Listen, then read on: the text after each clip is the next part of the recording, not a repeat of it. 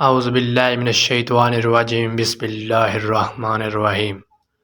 تو دوستو السلام علیکم۔ آج کی ہماری ویڈیو ہے سورۃ یاسین کی فضیلت اور اس کی برکات۔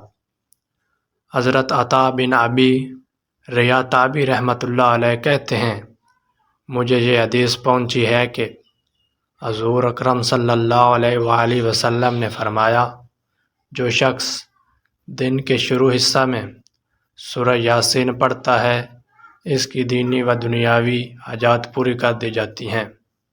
جو شخص دن کے شروع حصہ میں سورہ یاسین پڑھتا ہے اس کی دینی و دنیاوی حاجات پوری کر دی جاتی ہیں۔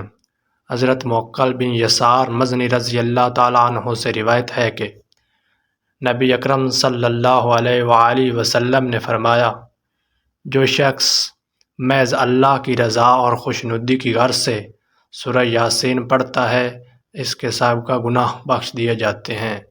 جو شخص محض اللہ کی رضا اور خوشنودی کی غرض سے سورہ یاسین پڑھتا ہے اس کے سابقہ گناہ معاف کر دیے جاتے ہیں۔